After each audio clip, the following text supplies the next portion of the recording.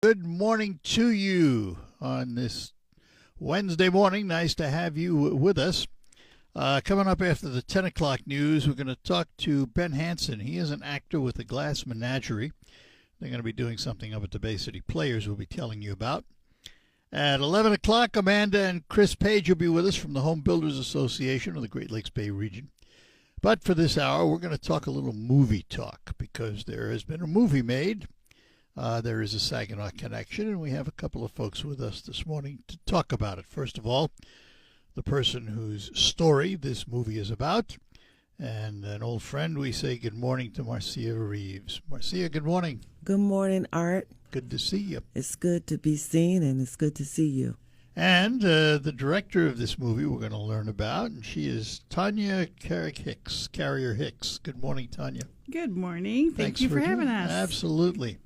All right, so we have to start, I think, with a bit of an overview, Marcia. Mm-hmm. Even though this movie is done in Saginaw, it's not about Saginaw. It's Correct. A story that happened elsewhere. Yes. So give us just an overview of this story because it's your story. So give us just an overview of what it's all about. Yes, thank you. So the story is Sunshine Circle, and I decided to write the story basically out of a contest that was happening on our local TV station. And so I wrote the story because it was always in my heart to talk about what I experienced as a little girl, and how I overcame it, and how people surrounded me and supported me. And so it allowed me to live a life of resilience in spite of what had happened to me.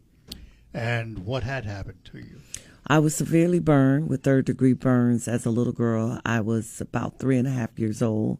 It was an accident, unfortunately, at the hands of my mother, who accidentally spilled boiling hot water on me. Yes.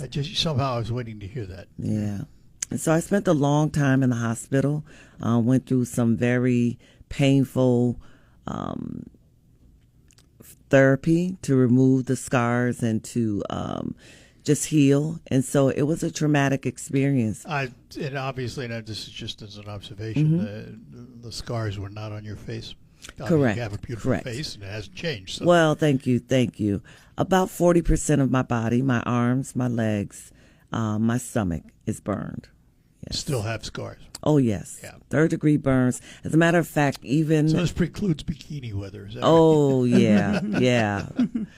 And, even they did skin grafts, but they didn't take. That's how severe the burns were. So that gave me an extra scar because they took all the skin, but wasn't able to have a successful. But, as I share to a couple of people, burn units weren't as big as they are today. This was 1964 when this happened. So, unfortunately, some of the therapy and procedures that I went through were very, very painful. And this was where? Paterson, New Jersey. Paterson, New Jersey, for those that don't know, it's outside of New York City. Mm-hmm. I would have thought, being in that area of the country, you would have had access to every type of burn unit there was. Yeah, unfortunately, we were in a major city, inner city, so, you don't always get all of the bells and whistles that other big hospitals get. But one thing I love about the film, and when you watch it, is I do showcase how much the nurses and doctors took care of me.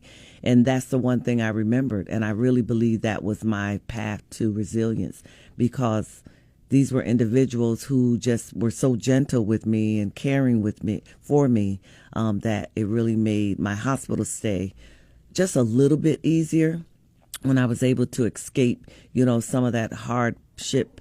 We had what we call Sunshine Circle. Well, I named it Sunshine Circle. That wasn't the name, but we would sit in that circle and play games when I was able to get out of the bed. For a long time, I couldn't even get out of the How long were bed. you in the hospital? From what I've been told, it was about 8 weeks. Yeah. So, Tanya, how'd you get involved in all of this? I got a phone call one fateful day from a stranger I've never met before, and she Doesn't said, pronounce her name Marcia, said I'm Marcia. Yeah. Exactly. And she was lovely, and I had directed some films locally. In fact, I was here about 5 or 6 years ago to talk about another project that I did.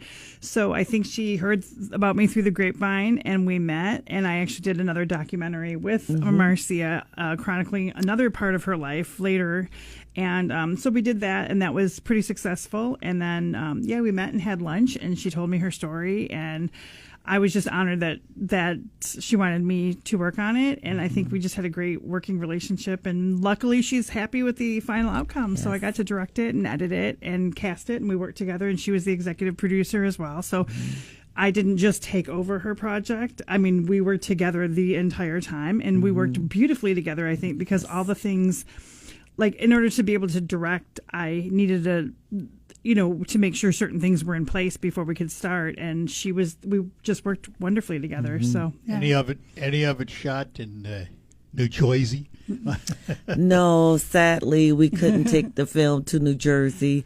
However, at the very end of the film, I do have pictures of the actual locations, the home I lived in, the park ministry that we went to as little kids. And it was a church ministry, so we were able to go every Sunday to this park. And they were Dutch missionaries that were putting on Sunday school lessons. And so that was my Sunday morning activity with my cousins and my sister. So that's what really made it kind of cool. And I had pictures, and I do have a picture of one of the major people that was a part of that park ministry. He came to I did do a premiere in New Jersey, though. We actually took the film to New York, to Hudson Valley College, to Paterson, New Jersey, Bay City State Theater, and the Temple Theater.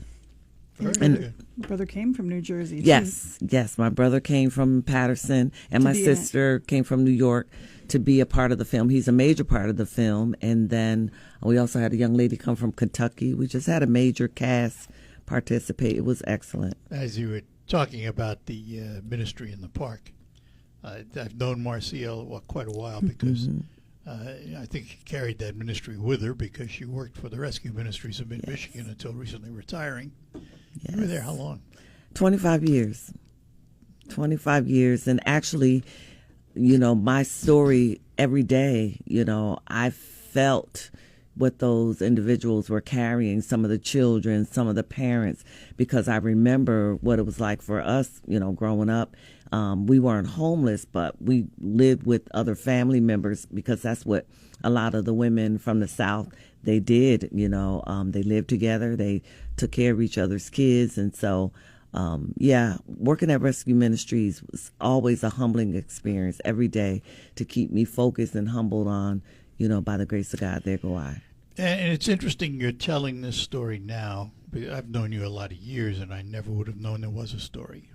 And unless you tell somebody, nobody ever will. Exactly. And that was one of the things because, sadly, and a lot of people know this, but a lot of people may not, but what brought me to Michigan was an addiction issue that resulted from all of my trauma. And a lot of people knew that story. And a lot of people actually, even in the film, wanted to see that part of the story.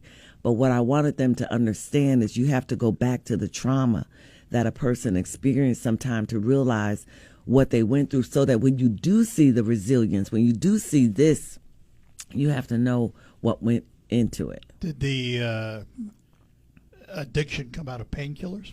No. It was cocaine.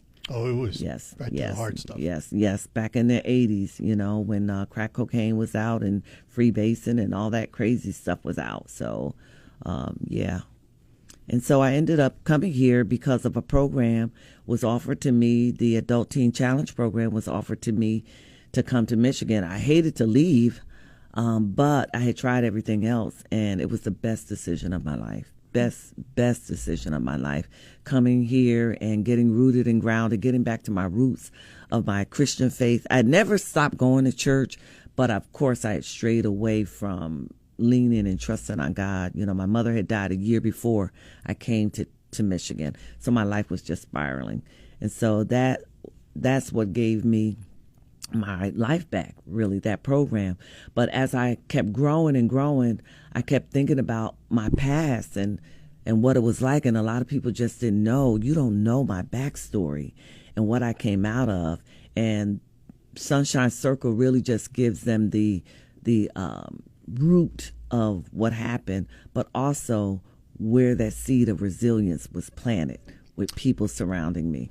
We will take a break, come back with Marcia and Tanya and talk more about the Sunshine Circle when we return here on the Art Lewis Show. For 60 years, revolves around the life of Marcia and a tragic incident when she was younger. So, Tanya, you get a call from Marcia, and you accept the challenge. Where do you start? Read the script, talked to her further, and then we just kind of started we jumped in and just started making plans. There's certain things that you have to do to, get the film rolling. I do have a DP, a director of photography, that I have worked with so many times, Rick Moreau out of Vassar. He's I always call him Captain. And we work together really well, and we can really work together because we're used to working within like budgetary constraints. We don't have a huge crew or anything when we work together. And we just know how to get things done. So there was that. We also started script breakdowns, cast breakdowns. Like I do all that kind of stuff. We did our casting through Zoom auditions because it was during the pandemic. So we were able to interview people and have them do auditions right out of the comfort of their home. And then we just started scheduling, because I think that you have to get to that point where you just keep it going and then get the schedules on the books and start shooting.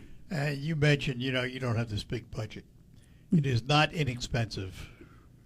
And they say that they make a film, but you're not really making a film. It's digital anymore. Right.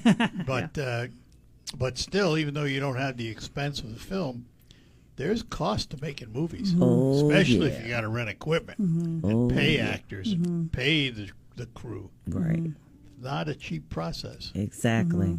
How many films have you done? 5 features and about 4 or 5 shorts. What got you into it? I started doing hair and makeup, and I actually still do hair and makeup. So that is, I started doing that, and then all of a sudden I just said, I want to make my own movie. And I didn't know what I was doing at all.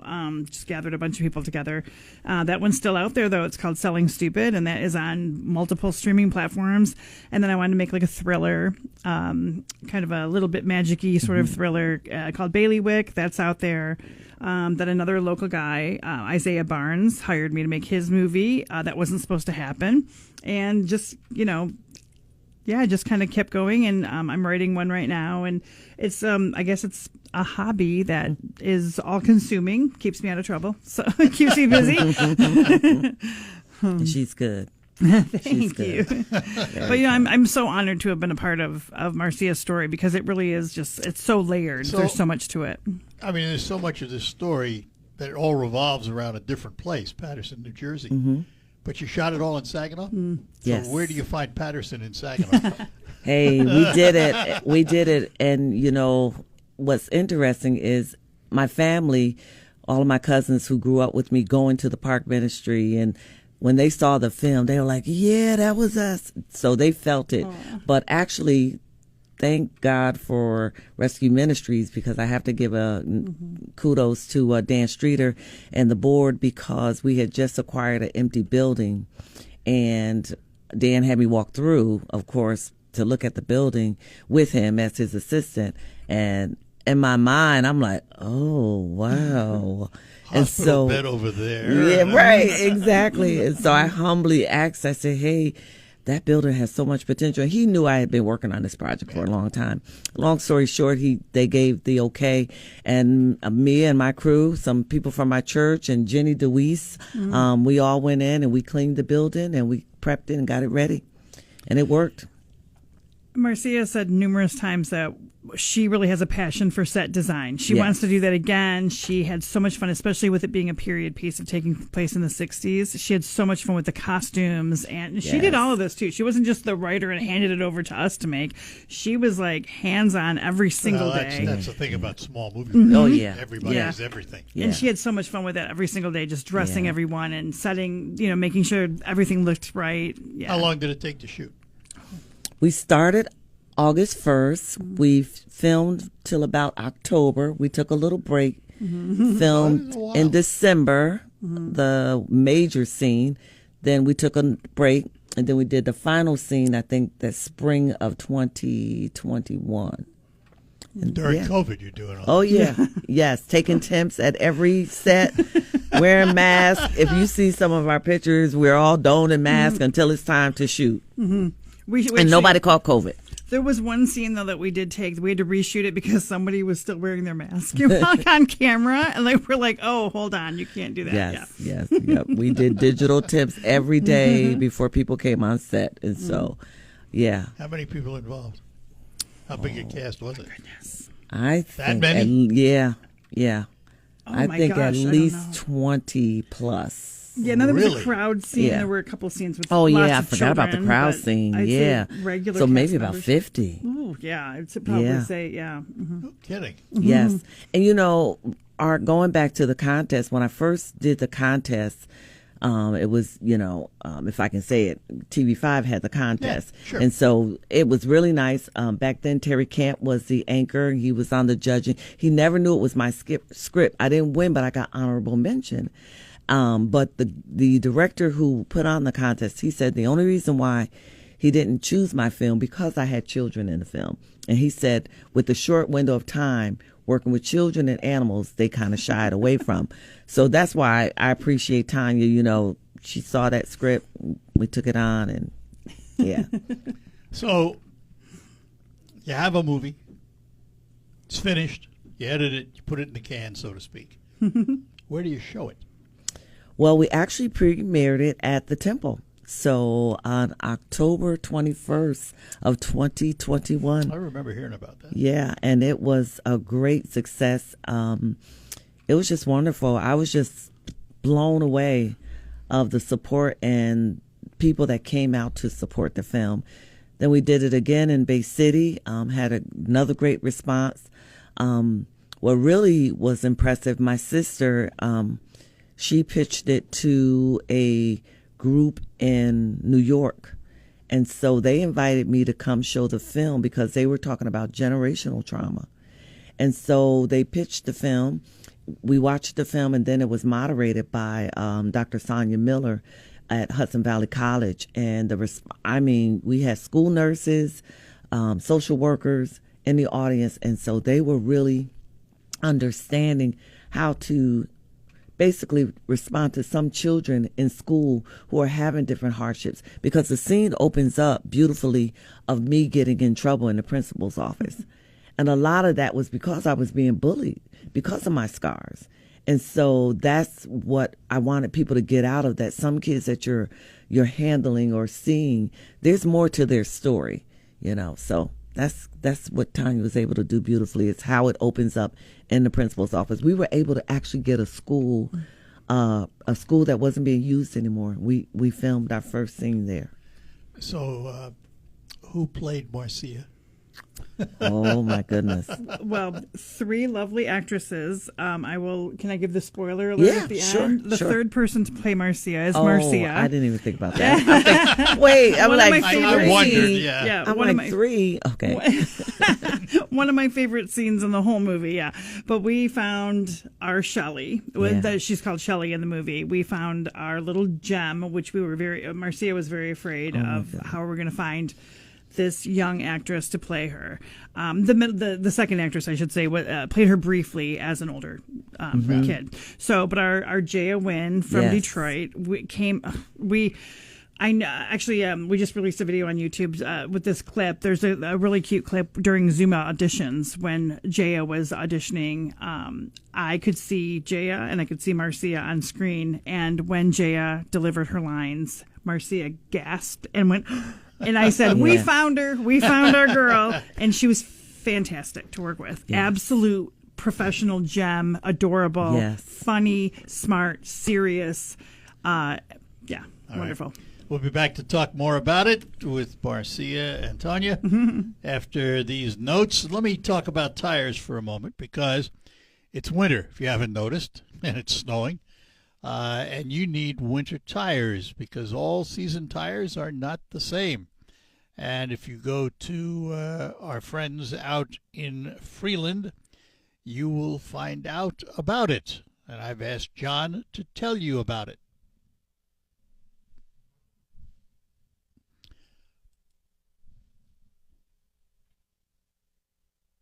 Hello, Art. Yes, winter tires are made with a pliable rubber compound that includes silica to stay flexible and maintain grip in freezing temperatures.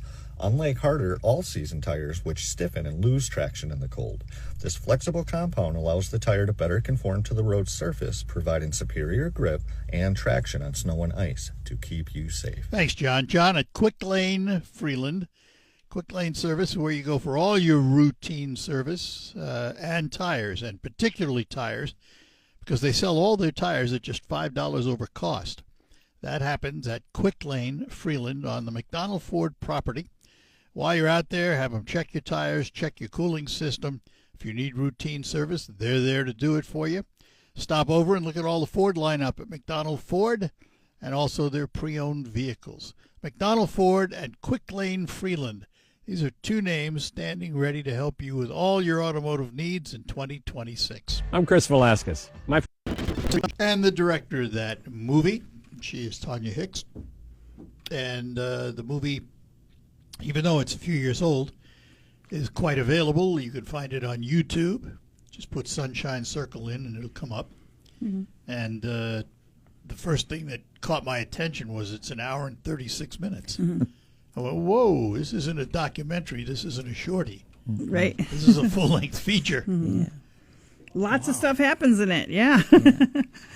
It's also on Amazon, Tubi. It's on a bunch of different streaming platforms, which is exciting for us because then we can, know that it's out there and it's getting watched all over the place, which is exciting. And, I have to ask this question, obviously, because it's a film that's out there for people to see. Was it your intention to make money with the film? No. Nope. And that's one of the things Tanya constantly tells me what she appreciates. I wanted people to know that trauma happens, but resilience happens too.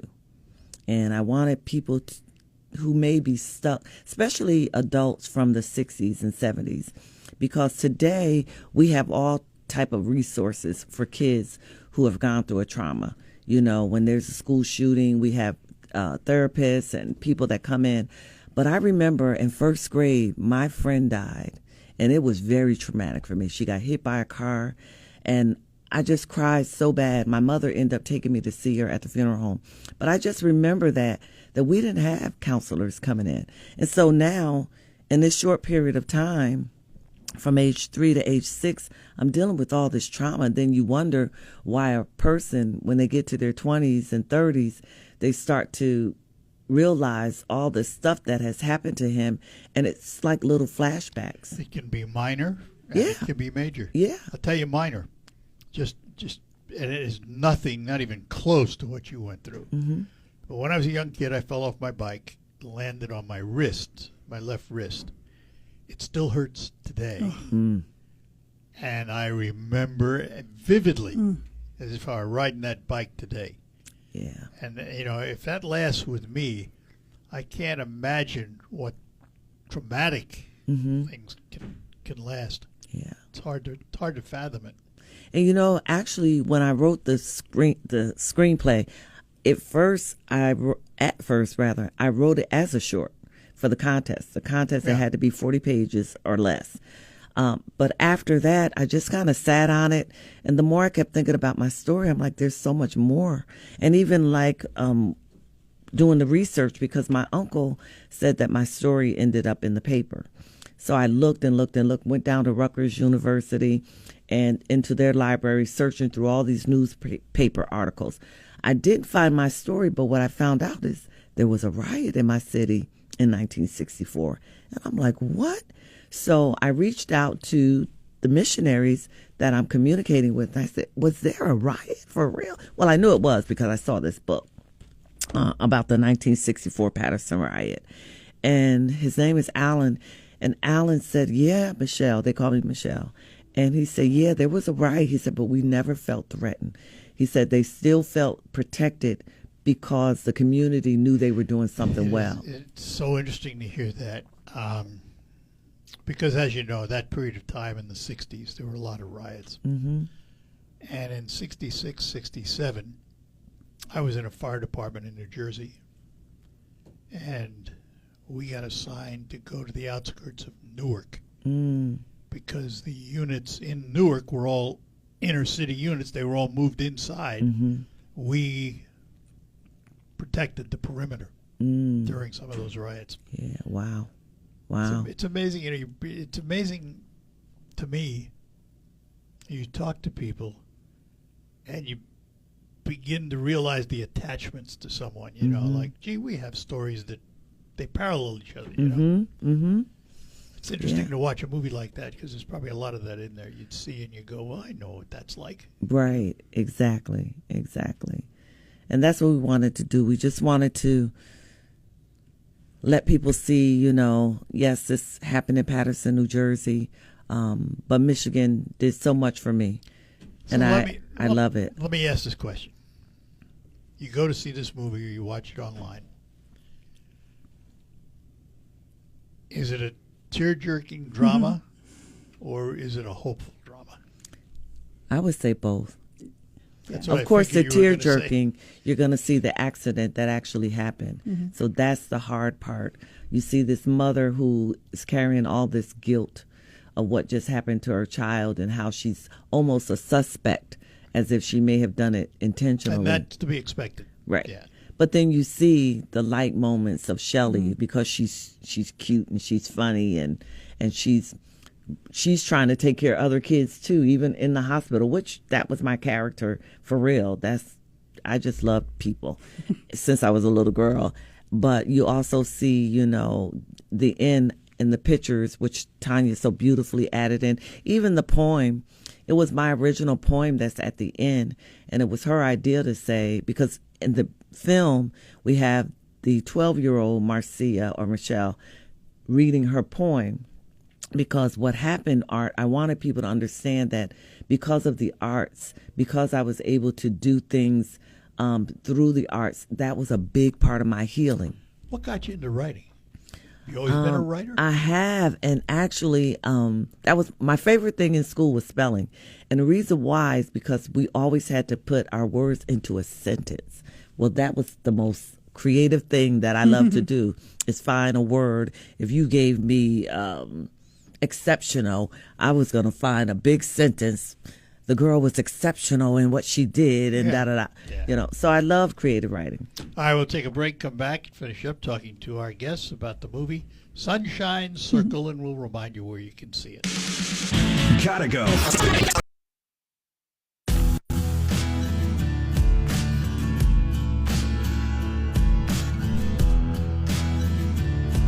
In the studio with us this morning, Tanya Hicks. She directed a film called The Sunshine Circle, the story of the young Marcia Reeves, who is also with us, and she wrote it. A talented two women, to say the least. And the film is available. Let's go over that again, because somebody wants to find this film. It is not hard to find. I found it in about 30 seconds online. So where should they go to find it? Well, we have a Facebook page called just Sunshine Circle, the movie, and then that will have any updates and things like that. You can see interviews and stuff like that, pictures from behind the scenes. But to watch it, you could go to Amazon. That's like that. Now, there is a fee for that. I believe it's $2.99 to rent, and then you can purchase it there if you'd like to. It's also on YouTube and Tubi. There's so many different streaming platforms that it will come and go from. It'll be on one for a little while and then I off. found But it yeah, on YouTube. Yeah. It came up right away, and it Yeah. was the first thing. Mm-hmm. And please interact. I mean, if you do watch it on YouTube or if you want to go to the Facebook page, we would love, I mean, I know for a fact it warms mine and Marcia's hearts. Like, we love hearing what people think about it. So that's the most exciting thing right now, is knowing that people are watching it and enjoying it. So what was the other documentary about Marcia that you did? That one is called Hope is Real. It was a documentary put on by Women of Colors, and they wanted, because they are passionate about talking about overcoming addiction. Right. And so that particular documentary, which Tanya also directed, was about two families. We wanted to show the difference between two families and how addiction affected them. So it's really